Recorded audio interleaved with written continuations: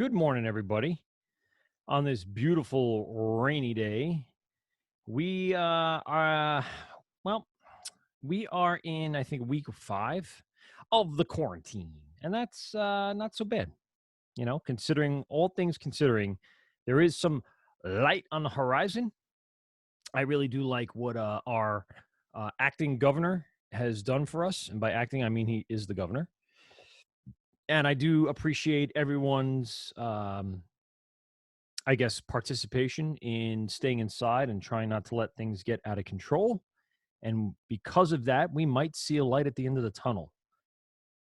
So appreciate everyone for doing what they have to do. Everyone here in the chat today looks to me, with the exception of a couple of people, and I've been sending out emails and sending out messages and stuff like that, that the work is coming in, which is good. Believe it or not, new people are still joining the classroom, and new people are starting to join the chat, which is or the Zoom lessons, which is unbelievably good. We're getting there. We only have a few stragglers left, which is awesome.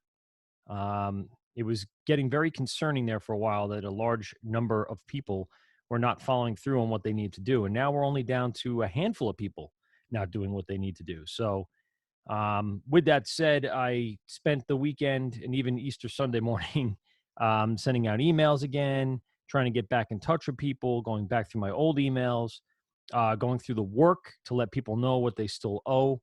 So, what I have the ability to do is send an email out to just you to run you down what you owe me. It's kind of like those sheets that I used to hand out in class that had all of the projects you were missing and grades for quizzes that you had. So I was doing that this weekend. I don't think I got to everybody, but for the people that owe me a lot of work, I sent you the email. Now the people that only owe me a couple of things, I didn't bother right now because a couple of those things were maybe the most recent project or whatever that might be. So it wasn't as concerning. The mere fact that you're joining the chat or joining the Zoom lesson every day, awesome.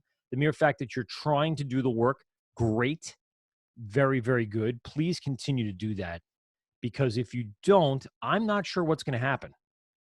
And a lot of times when I'm not sure, it's not a positive thing.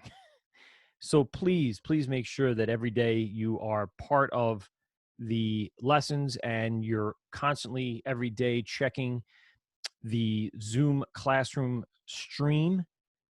Just to show you what I did today, really quick, I put up the code again because I think a bunch of people didn't realize last week's code will be this week's code. So pretty good. And then, of course, I just always put what we're going to do today. We're going to talk a little bit about plugins this week. Just to show you, for those people that are here in the Zoom lesson that did not take the quiz on Friday, you need to take the quiz. If for some reason you were not there or forgot about it or slept in, or whatever the answer is, you still need to take these quizzes. So, for instance, there's all the work. So if you go into classwork, you're going to see what I see, and that is all the work that is due. So please make sure you go back to the very beginning, back in April 3rd, which doesn't seem too long ago if we were in normal life, but now it seems like it's years ago for some reason, to make sure that you're doing those things and you're checking it off the list that I emailed you back of things you did not do. Quiz 21 still needs to be done if you haven't done that. You can't go into the end of this quarter or even into the midway or last few weeks of this quarter with no quizzes being taken. What will end up happening is I'll have to give you these quizzes. Once we finally get everyone back in the classroom, and that's the hope and goal, is that at least at the longest I'm thinking is going to be June, but hopefully it's sooner than that. I think the governor, like I said, is going to take this 2 weeks at a time. But you're going to have to go back and take all these quizzes. And it's so much easier to take these quizzes when you're doing the classroom. Hint, hint, nudge, nudge. It is so much easier to take these quizzes online than to actually do them in the classroom where you're going to have no resources, no studying, no videos to watch, no nothing. And you don't want to walk into the fourth quarter with an epically awful fourth quarter quiz grade and have projects that are outstanding, which is 50% of your grade. We're still keeping the same grading policy right now. So quiz 21 still needs to be taken. That was a lengthy one because it covered 2 to 3 weeks of information. Quiz number 22 was on Friday of last week. Please make sure you do that today. Not like you got anything else to do. Quiz 22 covered everything we dealt with in regards to MIDI. So yes, please make sure that you are taking the quizzes. Make sure you're going back into the classroom and into the classwork section and completing all the things that need to be done. Look, I know how Google Classroom works on the other side as a student. I have 2 children who are both using Google Classrooms to do their work at school.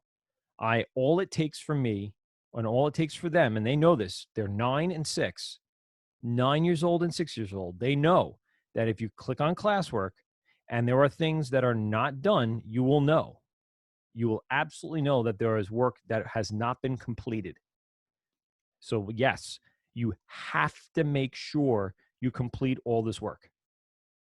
Let's talk about the new project that I just assigned this morning. It came out late last night, I believe, or early this morning. And that is right here in the 103 section. All right.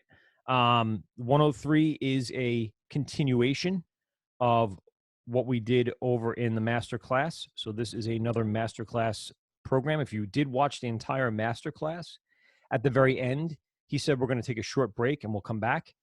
Well, here's the short break and now they're back. So same things are going to apply here. Same exact thing. Now I'm going to say it again because I sent the project back to people who did not complete this. You have to complete this. You have all the time in the world, just about literally all the time in the world this week to get this done. All right.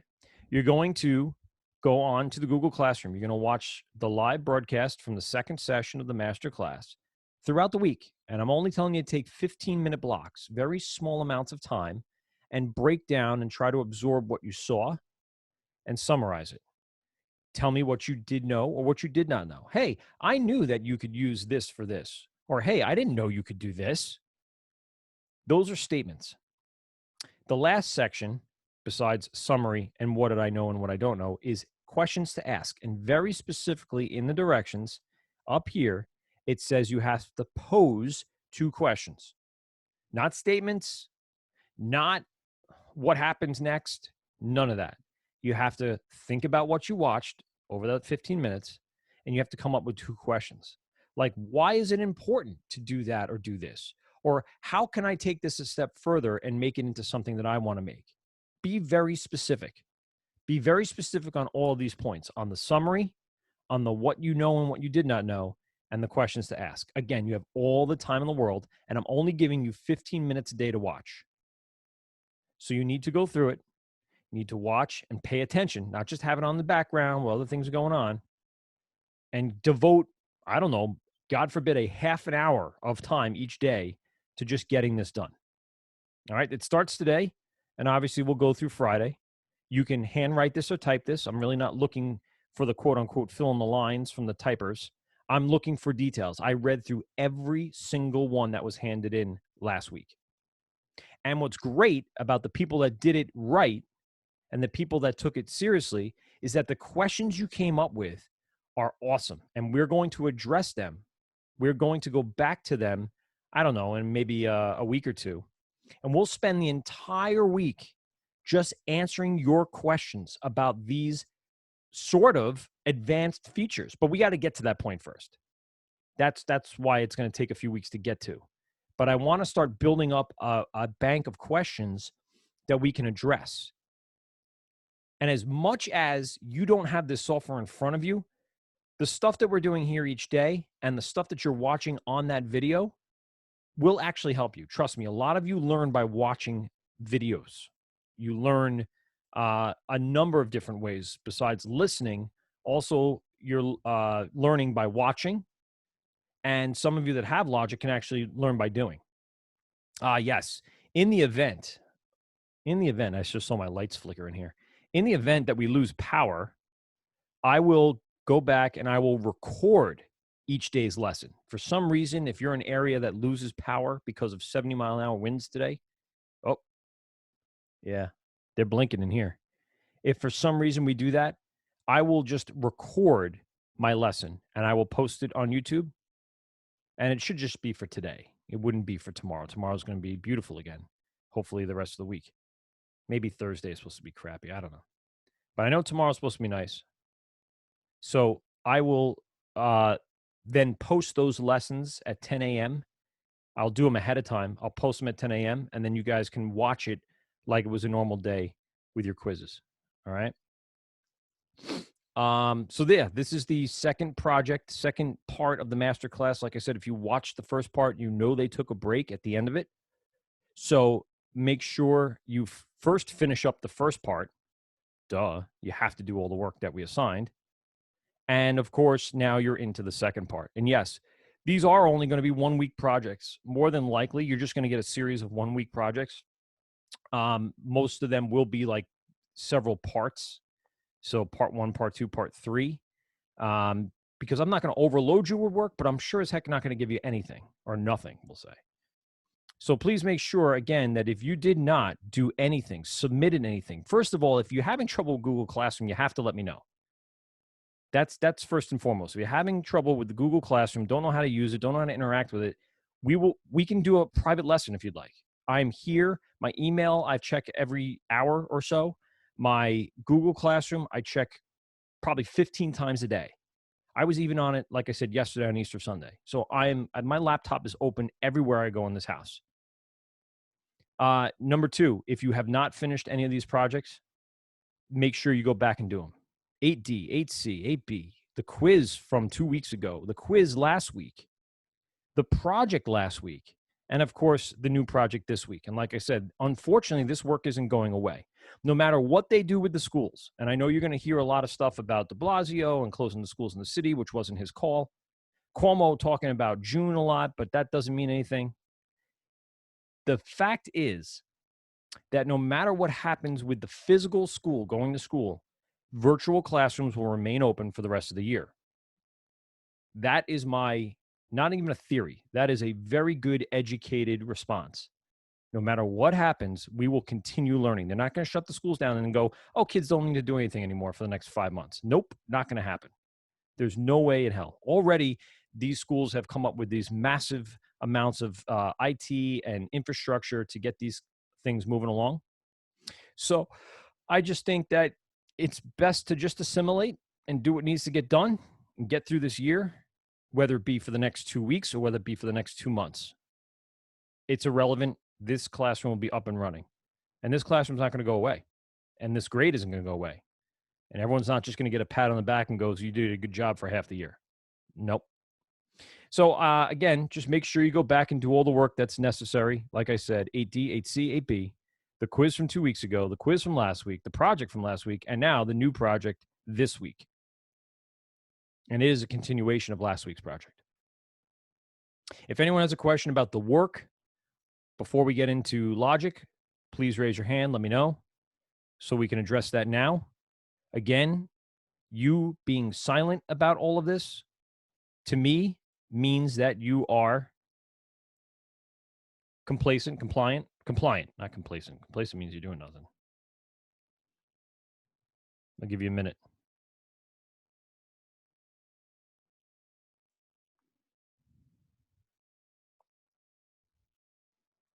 Okay, let's do this. I expect to see grades coming in ASAP. Like I said, look at this. Look at all these missing marks. Look at them. Look at them. And look how many people there are actually doing stuff. I'd say over half the class is doing stuff, but there's a very large number of people who are missing things here and there. And there's a large number of people who, and you see, if you just do the work, can you see this right here? 90, 100, 100, 85, 90.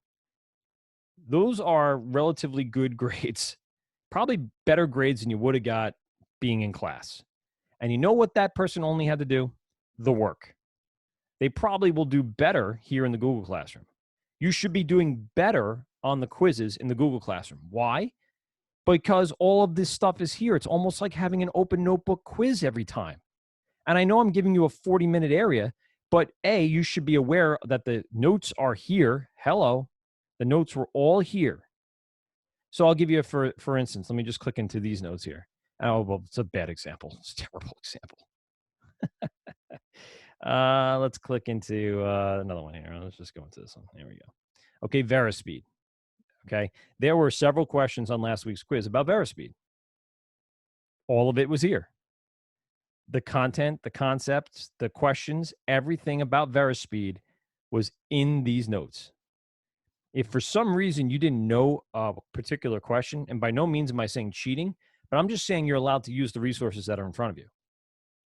If you didn't know something about Verispeed, there should be no reason why you couldn't take 2 minutes to click on a link and try to find that answer.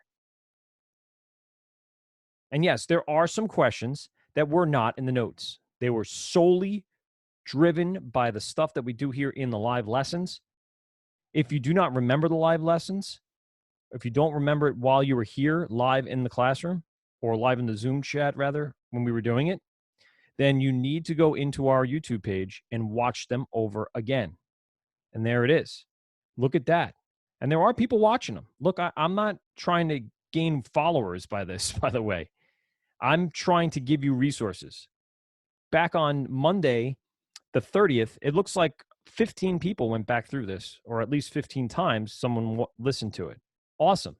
But by the time we got to last week, there was what, 6, 7, 8 total views. So a couple people didn't even bother to go in and look at the videos at all. Again, pretending like they don't exist isn't going to help you. I want you to do the best you can, and you just got to put forth the effort. And like I said, it just seems like, stop me if I'm wrong, but you have all the time in the world. I know some of you still may work, and some of you may still doing these positions. I don't know. I don't know everyone's deal, but you still will have a very, very, very, very large portion of the day to do the stuff that's necessary. Put yourself on a routine. As soon as you're done here in the classroom, spend an hour with my class and be done for the day. That means by 12 o'clock, before you even eat lunch, you should be done with all of your classwork. No problem. And then you have the remaining 10 to 12 hours, however long you stay up in the morning or at night, to do whatever it is you want to do. Do yourself a favor and help yourself out and just get the work done. All right, moving on. So let's get back into our project here, because today, oh yes, today we are talking about plugins. We're going to be discussing this all week. Now, I'll post the notes like I did for you last week on Wednesday. I think that did help people. Grades were a tick up from last week because I released the notes a little earlier and because the videos are up there and people are watching. That's awesome. I'm glad people are doing that.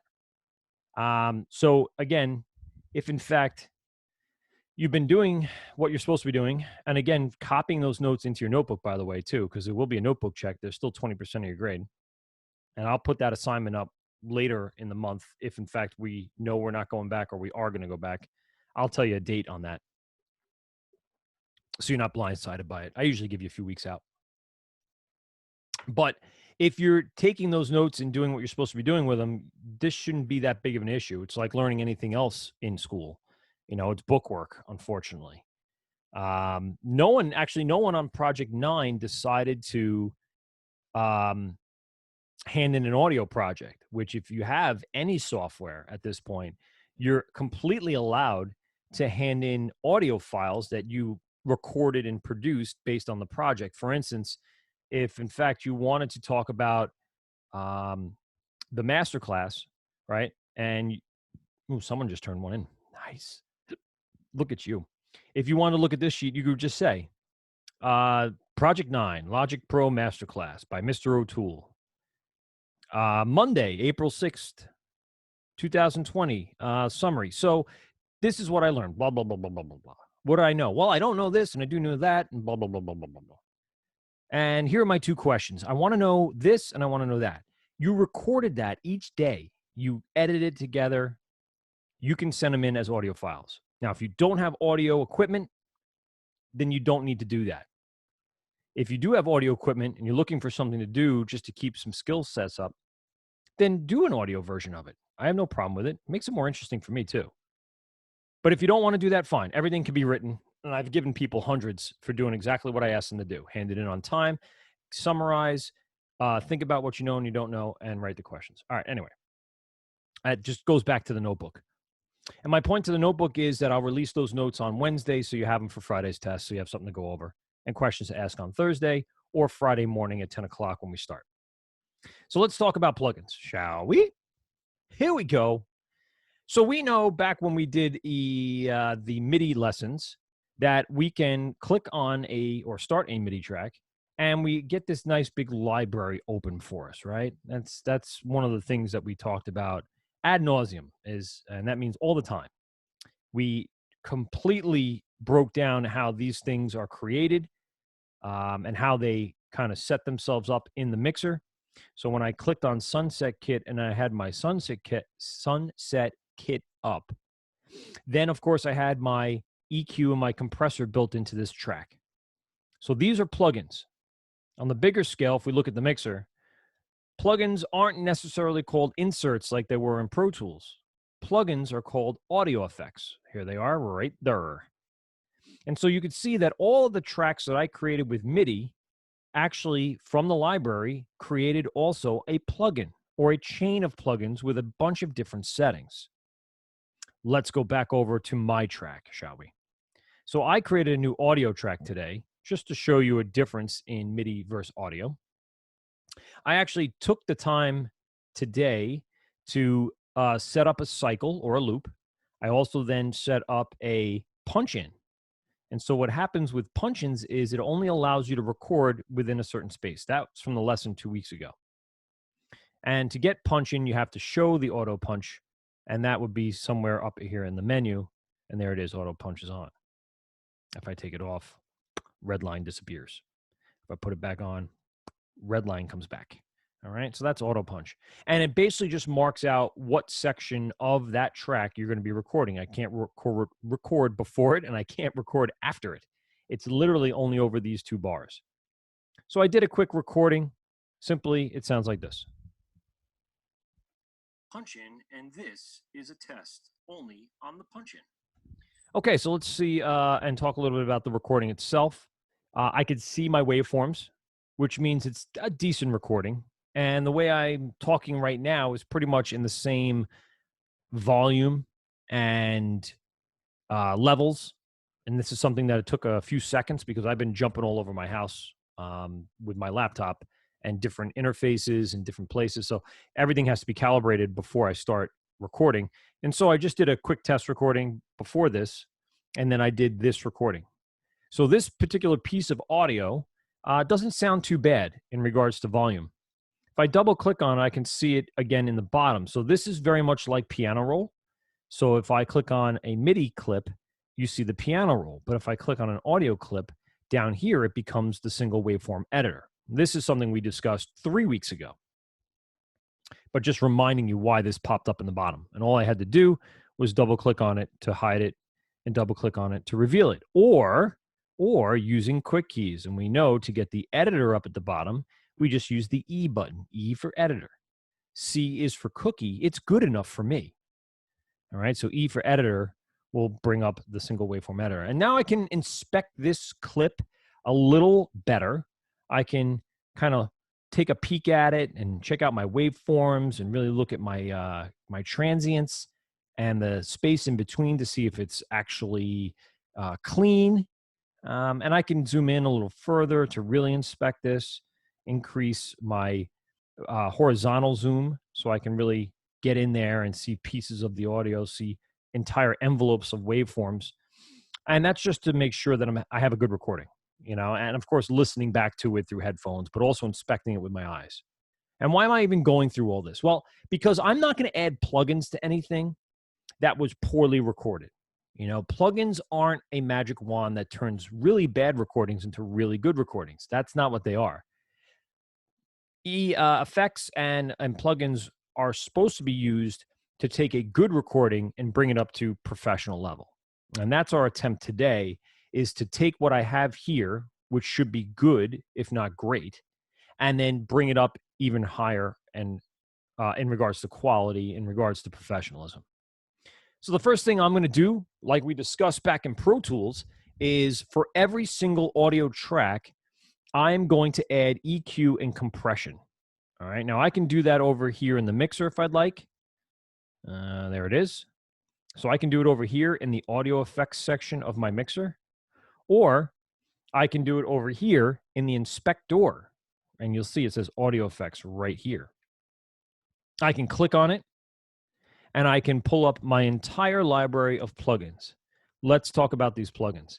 Starting over here with Dynamics, by the way, this is the most recent ones I've used, so that's why those are there. But if you haven't used any recent ones, yours should start somewhere around Dynamics, and it should go all the way down to amps and pedals. And we're going to try to cover a lot of different plugins, more so than we did with Pro Tools here in Logic. So dynamics include things like compression and limiting, de-essers, envelopes, multipressors, noise gates. Imaging has to do with the stereo field, left and right. Specialized are things that are used specifically for a reason. Now, in this case, there's an exciter and a sub bass. An exciter excites the mid to high range. A sub bass obviously does the low end. Utility, things like gain improvement, I/O, and test oscillator. By the way, the test oscillator is used. I use it a lot to do sine sweeps and bass drops.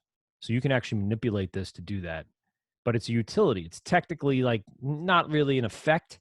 It's really just going into certain elements of the track and the clip.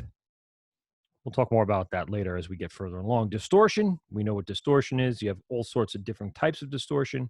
We have filters, spectral gates and fuzz wahs and filter banks and another track oscillator. So things that are going to really filter the sound and turn into something a lot different. We have our timed effects, things like delay, which is awesome. I love using delays, echo, and a bunch of different kinds of delay too. We'll get into these this week. Modulation. So modulation, if anyone's ever used any modulation foot pedals for guitars or anything on vocals, these really make cool changes. One of the things that is used a lot in modern music is a chorus. It's used a lot, but not a lot in the mix. It's used a lot within a project, but not a lot within the mix, because it really gives you like very cool additional vocal sounds that you don't need to record. We can talk about that later. Ensembles and flangers, all sorts of things, phasers.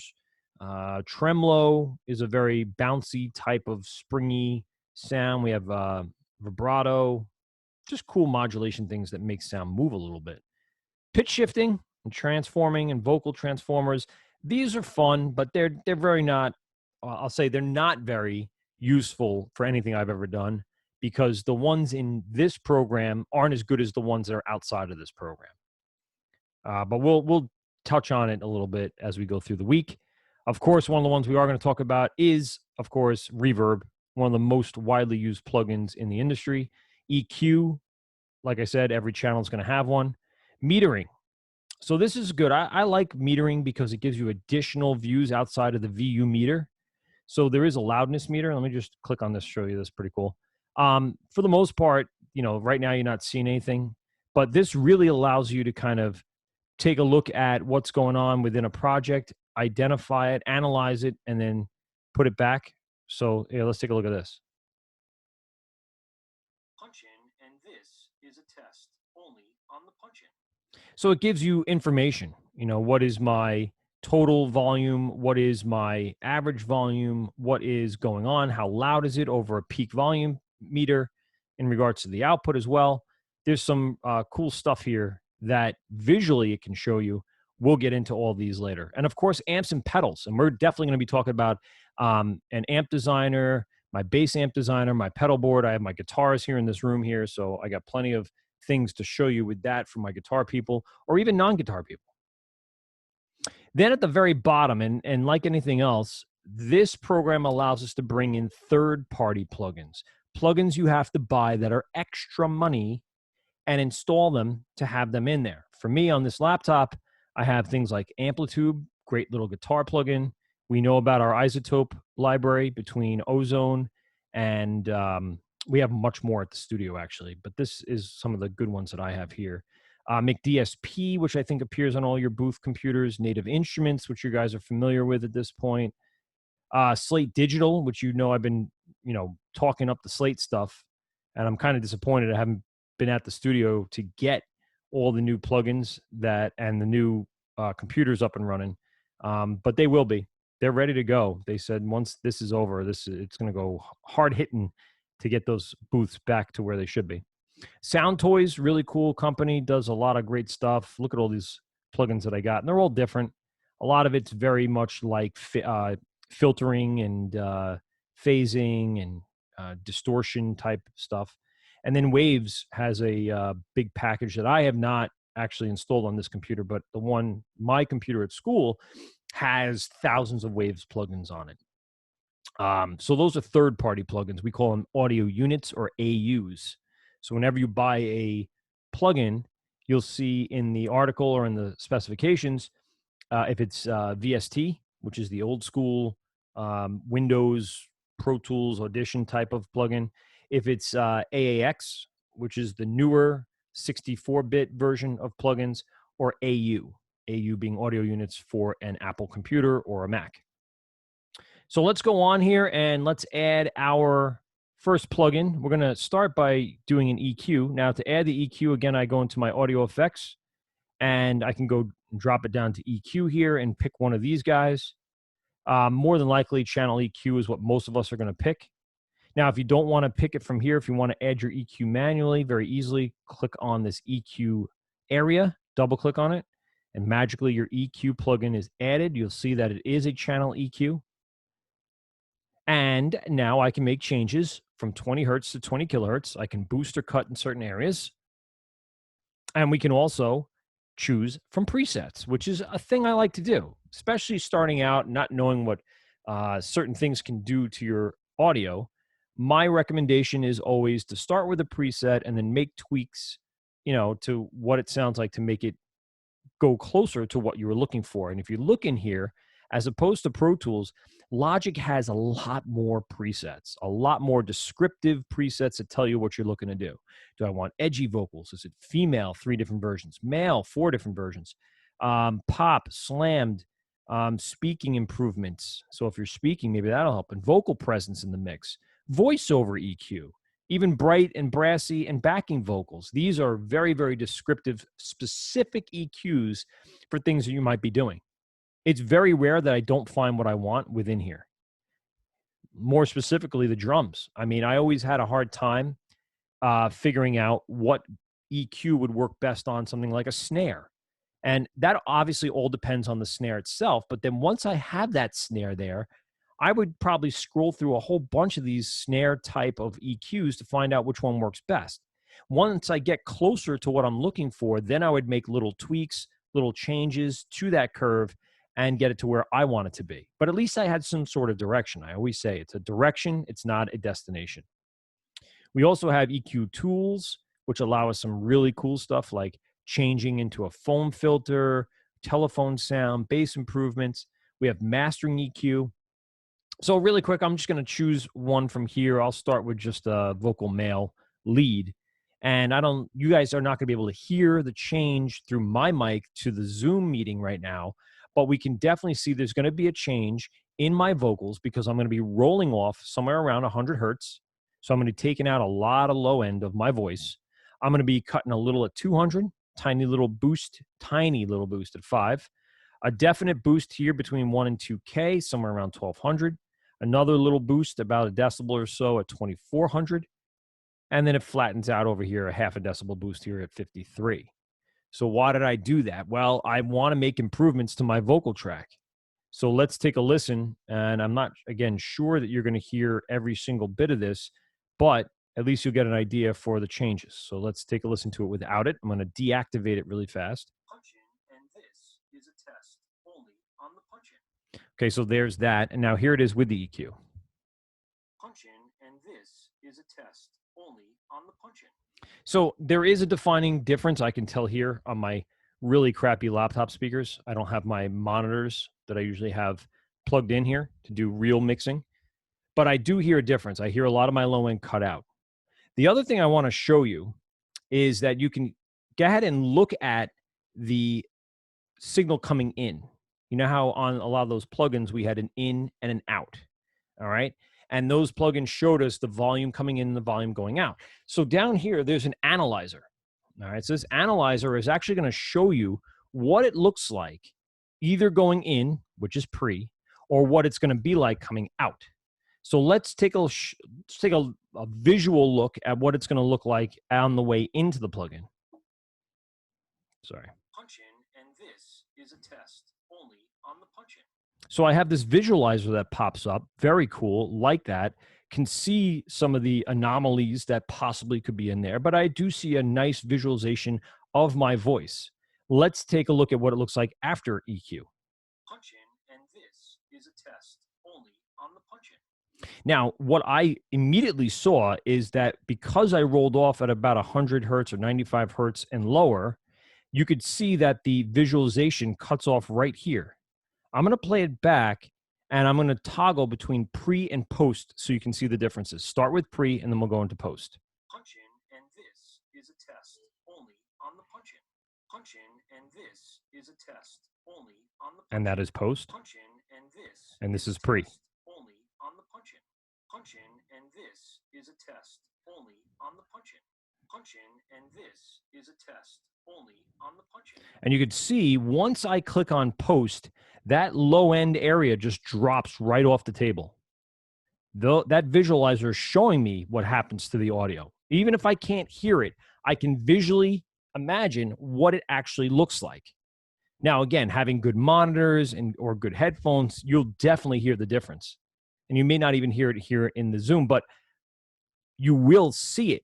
And that's what I'm looking for. If my ears deceive me, if my speakers are crapped out, or my headphones don't handle low end, I can almost see what the difference is in my EQ. Now, this is different than Pro Tools' built-in EQ. You can't really see anything. This is what makes Logic's EQ just a tick better. You have the ability to visualize the changes, not just hear them, but visualize the changes that you're making as you're playing back in real time. These are big, big things that you need to start doing to get a sense of what's going on, especially when you don't, or maybe don't have the high-end professional equipment that allows you to hear it. At least now you can see it. All right. So our preset was set to male vocal. Let's just pick something else really quick just to get an idea. Let's do classic vocal. And so this is another preset. Again, this one rolls off at about 148. It has a slight boost.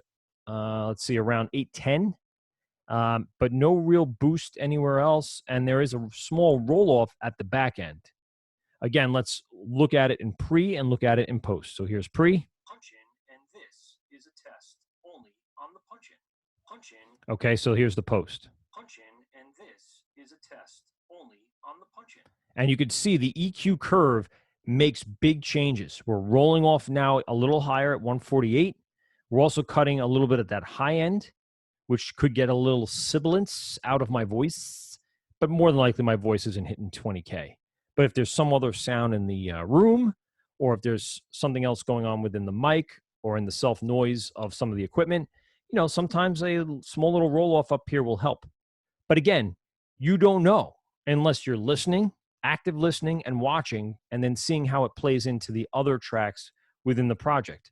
So for instance, as much as I like to solo this and go back and forth, I'm probably going to want to listen to it with the other instruments. And this is a test only on the punch in. Punch in, and this is a test only on the punch in. So I feel like there's not a lot of low end in the kit or the piano or the violins. So maybe getting rid of the low end of my voice isn't very helpful. And as much as I set a nice little preset here, I might want to tweak this a little bit. Maybe I don't want it to roll off there. Maybe I want it to roll off somewhere around 70 or 60. So maybe that provides a little more low end in my mix. Let's push play. Punch in, and this is a test only on the punch in. And you could see right now this curve dropping. It actually kind of came into the curve that I put here, which means I have a little more low end in my track, which might fill out the dynamic range and maybe makes the whole project sound better because my voice is the low end of the mix as opposed to a bass guitar or a cello or a tuba or something like that. Now, this is what EQ is, and this is what EQ does. It allows me boosts and cut in and out. Now, the last thing I want to check while I'm doing this is to see what my total volume is. I don't want to add too many decibels to the mix. I don't want to add 5 here and another 3 there without kind of balancing it out. I didn't mind the mix, by the way. I really didn't mind the sound of the mix, but I want to make sure before I even go in here and start touching a fader that this EQ didn't have a huge dramatic impact on how this track mixes into the other instruments. I'm going to view it again here in the mixer this time and see if there's any changes that I have to make. And this is a test only on the punch-in, and this is a test only on the punch-in. So what I'm looking for here is how are these tracks down here? I did my nice little music mix, my kit, my piano, my violins by themselves sound great. Now when I added this new element, did I overdo the mix? Did I blast out my track and basically peak or create more volume than was initially intended? And if I didn't, awesome. Then let's see how it plays into the other instruments all the way down here at the master track. You know, sitting here and watching the master track is also very important when mixing and when you're adding plugin by plugin by plugin. I'm doing it the entire time. This is why that command Enye or tilde button becomes important, because I want a single track editor down here. I want my area up here for editing. I want my plugin work over here in the inspector, but it really doesn't give me the full view of everything else going on in the project, and that's why I need my mixer. I can't have it down here at the same time as my editor. So I'm going to make sure that every time I add a new plugin to my track, it doesn't add this next level of volume that then creates a very massive mix back here that I can't control. I think in the end, what I got from my final stereo output track was still good, not distorted and not overloaded. Let's listen to it and watch again the master track this time. And this is a test only on the punch-in, and this is a test only on the punch-in, and it looks like I'm only going to negative 1.4. For a master track, I'm right where I should be. And we will get to talk about Logic a little bit in the difference between Logic and Pro Tools main output. But right now, I'm actually kind of low, which leaves me a room or a pocket of room that I can now add even more sound to. So what type of sound? Well, I still didn't do any compression yet on this track, so we'll get to that. I still didn't bus out of my audio track to provide it with maybe some space designer or maybe some echo or delay or any other effect. That is copies. That's added volume that goes into the total mix.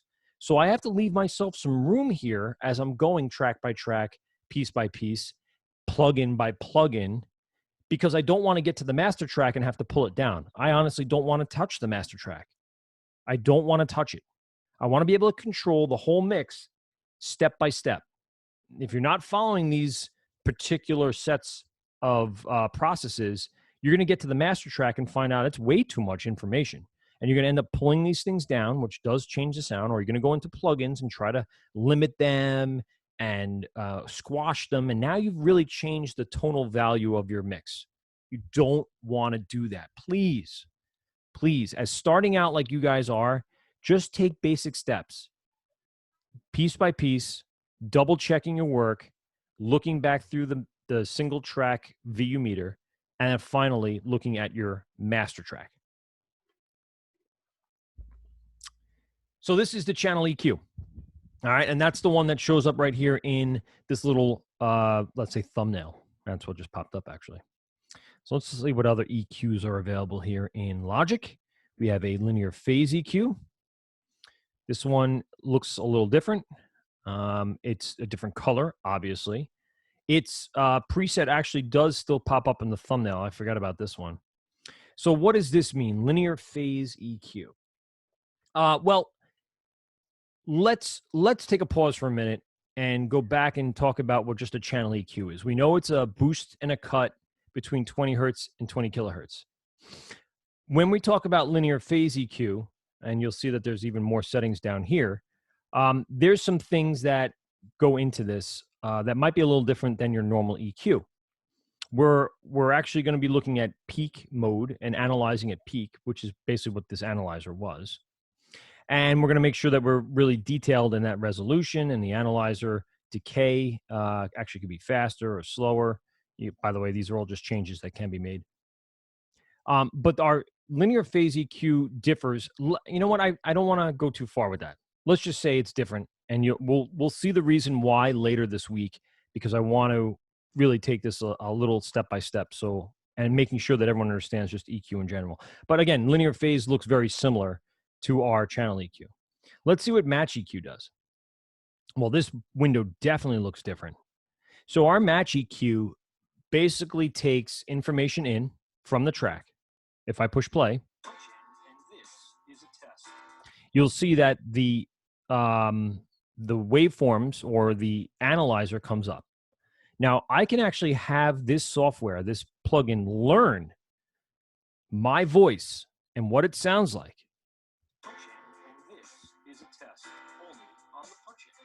Okay, so this is what it learned from it. It learned that I have a low voice. It learned that, and it's starting to slowly go down, by the way. It learned that there is some defining sounds in my voice between 100 and 500 hertz. So a lot of my voice resides in that area. The 1K and 2K already dropped below, not as present, but definitely part of this. And then, of course, we have some settings here that we can change it. So we actually can copy the reference spectrum. We can learn the sound of this particular. So if I like copy the spectrum, I can copy and paste it to another voice track. And let's say that voice track was done with a different microphone or maybe a different speaker, but I wanted them to be closer together in sound. So when I put them in the mix, they kind of tie into each other. Well, a match EQ can do that. You can actually analyze one voice, apply that analyzation format to another voice, and have them become a little closer in regards to how they sound EQ-wise. I do like match.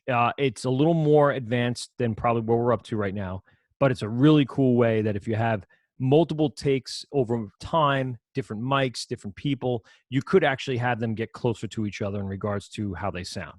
You know, and then some of them might sound just a little tinny. So, you kind of want to get them closer to each other. Last but not least, our single band. And then that's all it is. You basically have one frequency, one slope, and one Q factor, which we know is the width of the actual signal. So right here, I'm doing a 24 decibel low cut after 1000 hertz. There's some preset EQ modes here, parametrics, high shelf, low cut, bunch of these things there. Also, you have them here as well. So if you wanted to just boost the 1K area by 5 decibels, this might be easier to do it. Just boost the 1K. Awesome.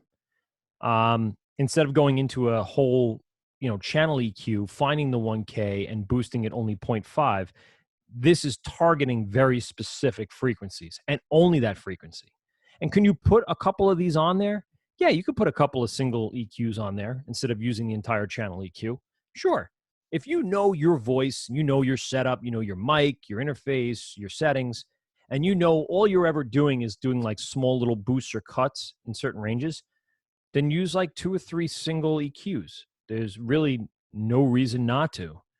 The EQ is probably the least taxing on the processor than any other plugin. It's really not that much data needed to process an EQ. So you can have a couple of them on there. And this is, again, another reason why I say always put a channel EQ on every single audio channel. And you could see, even on the MIDI tracks, there's a channel EQ on every single one. Is there a compressor on every single one? No. It's close. The only one that doesn't have one is a violin, which really doesn't need compression. But the other ones all do. So if I'm putting them on instruments, why wouldn't I put them on vocals? No one has perfect vocals. Even if you bought a $4,000 microphone, you're going to need some control.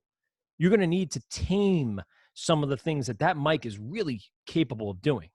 And you're going to have a different person in there recording on that mic every single time. You're going to have different instruments playing. You're going to have different acoustics in the room. There are so many factors that go into it. Every single time, you're probably going to need yourself an EQ. Every single time. So yes, do yourself a favor, and as soon as you start an audio track like I did, immediately throw on the channel EQ or double click on the thumbnail. Now, do you have to start by adding a preset immediately? No, I don't recommend that. I say put it on just so you know it's there. When you go back into the post-production phase and you start soloing tracks and listening to them intently and making sure that they sound the way you want them to sound, and then slowly bringing them into the mix piece by piece, step by step, that's when you're going to start to say, oh, well, my audio track or my vocal track really gets lost in those mid to high ranges. What can I do? Well, first thing I'd probably do is try to find out what's going on with those other instruments or sounds in that mixing range between, I don't know, 1K and 5K. And if it seems pretty good before you add in your vocals, then maybe it's just your vocals that need it. So then I'd come in here in my channel EQ, give myself a little bit of a boost, nothing crazy. Start with a decibel, maybe 2. All right. And then push play and see if that particular change made a difference. Maybe you shake up the Q value a little bit and lessen the slope. So you can really go in and say, okay, 1, 2, 1.5, whatever it is, needs a little bit of a boost. And then I would play it back and say to myself, hey, now does the sound cut through the mix? Now is that part that was lost before found and present and you can hear it? I was gonna say audible. So those are the steps and stages I would take when factoring in what kind of EQ I want to use. First, obviously, if it's something dynamic like vocals and you're down here and you're up here, yeah, you're going to probably want to channel EQ so you can address all frequencies. If you have several audio tracks recorded in different scenarios over time, I would try to probably use match EQ. Because then you can get the EQ of the one track that you're using and then analyze it and have it apply to others. What else? I would definitely use a single EQ when dealing with just very specific pieces within a mix or within a track for that matter. I would absolutely have that as the first line of defense, an EQ every single track. And then, of course, we're going to add compression next. We're going to do that tomorrow.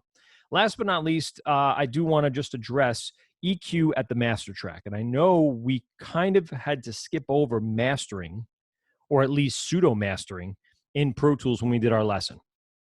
So on every project, what I end up doing is also putting a EQ on the master track. Now, I do that right when I start my project, and I definitely don't touch it until I'm in the post-production phase. But I want to put it on there for now. Am I going to add compression to my master? The answer is not now, but definitely EQ. EQ is eventually going to be the first thing in the mastering plugin chain.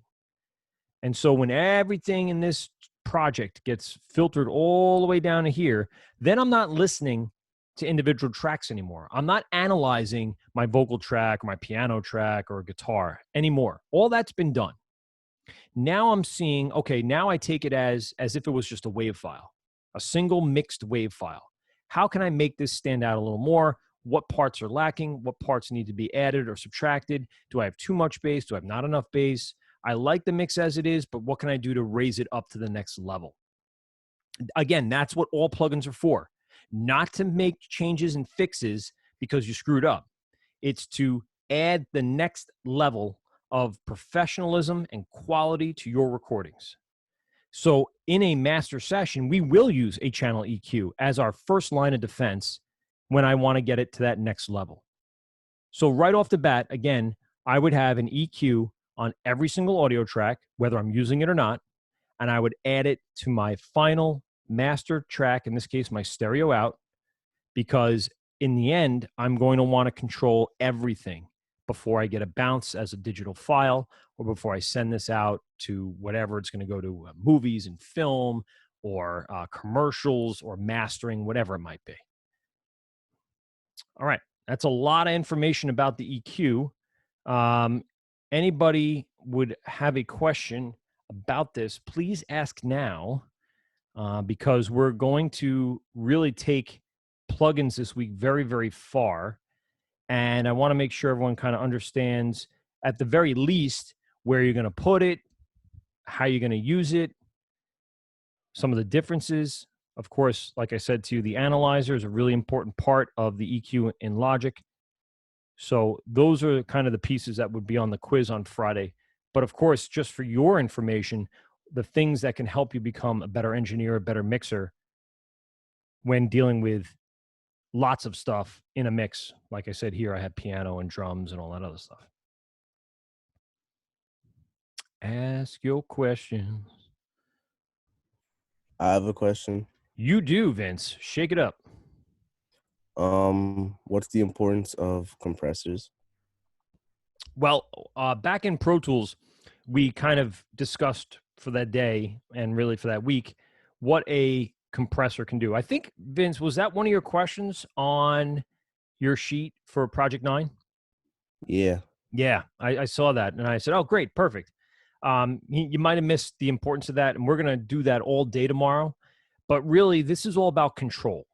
All right. So everything that we're doing for plugins is to gain control over a certain element of that track.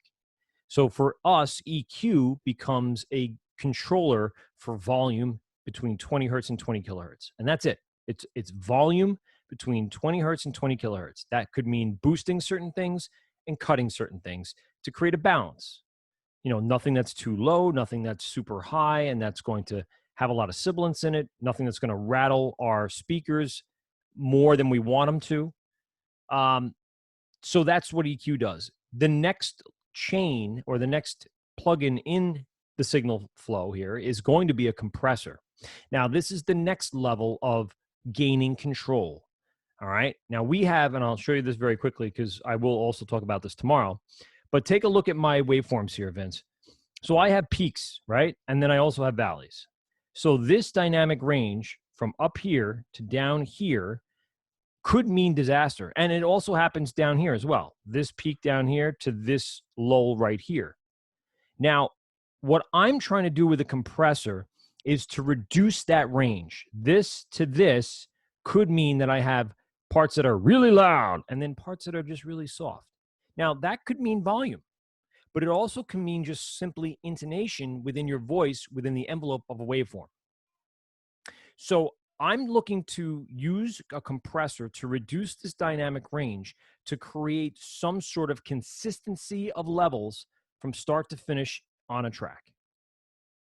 Obviously, if you have someone singing very softly and then someone screaming, that dynamic range is ridiculous. And there probably would be no good compressor to kind of equal that out. Those would be on separate tracks, the softly singing to the very loudly screaming. But within itself, within just the screaming track, there's going to be some dynamic range. A part where the envelope or the transient's really loud and a part where it's not. And I want to be able to control those really loud parts by compressing them down. And when I'm able to compress them down and shrink down that dynamic range, I can actually work with the entire track as a whole to make it just a little bit louder.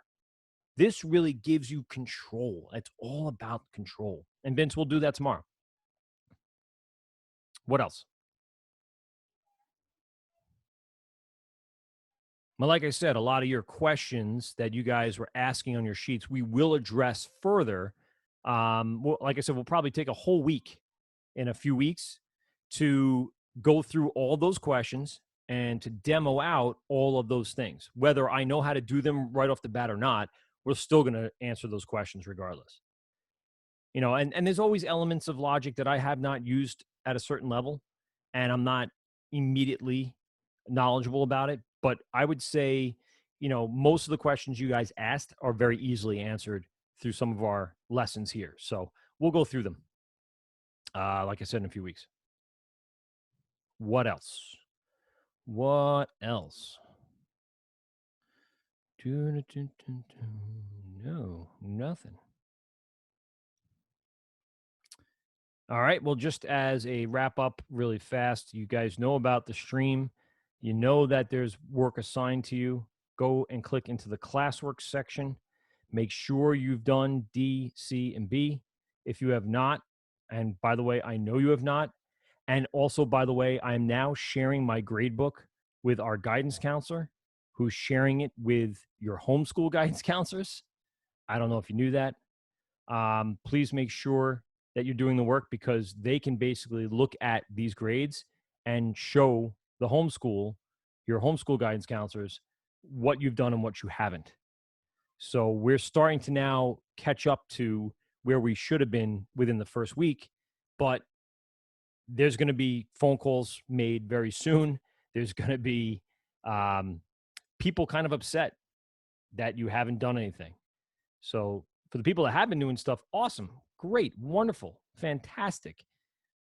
And again, if you haven't done something, by the way, to the level that you want to grade at, I also post a comment or several comments. And if I feel like it's not something you're going to be happy with, I return it to you. But if you want to redo it, if you want to take that post and that comment and redo that project to get a better grade, you can do it yourself. You don't need me to return it to you. You can just go repost it. That's another thing. I gave you access, granted you access to submit multiple versions of this. So if you went and got a bad grade on, let's say project 8B, the Sound Gym project, which seems like it was months ago, and you want to go back and do an extra couple of days, why not? I didn't understand why some people handed it in with days missing weeks after it was due.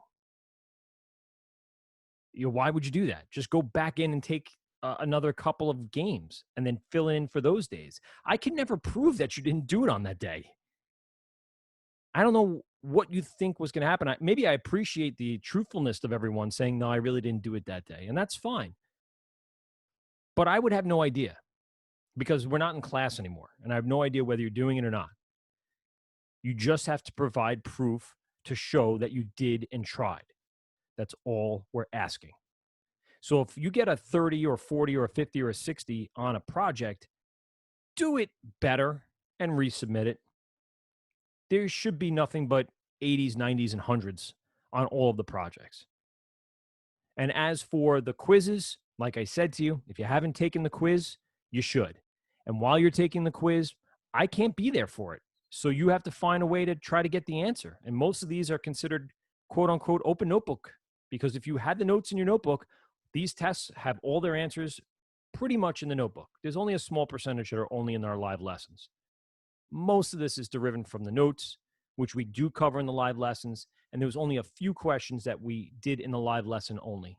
And again, if you are paying attention, or you're going back and watching the YouTube videos, you're posing questions, you're asking, you're, interacting, you're engaged, there shouldn't be a 20 on a test. This shouldn't be I open it and I guess at all the questions. Why? This shouldn't be like that. All right. So you guys have all of the time in the world to get this stuff done. Everyone is seeing your grades now, both at our school and at the home school. We know what people have handed in. We know what people haven't. We know what people are involved and which people aren't. Like I said, I've been taking attendance via the Zoom. So please make sure that you're here every day. We'll be back here tomorrow at 11 o'clock. I'm sorry, 10 o'clock. We'll be back here tomorrow at 10 o'clock. It's 11 o'clock now. For more information, go ahead to our audio production Google Classroom. The code right here, if you haven't been involved in that at all, is LIXUFFE, which is also posted on our Instagram and all that other good stuff. And again, people, if you're not doing work and handing in work, there's a problem. And if you don't know how to hand in work and you haven't told anybody, that's another problem. So figure your problems out. Focus on getting the work done. It's a rainy day. Get as much as you can get done today. And if no one has anything else, we out. Later.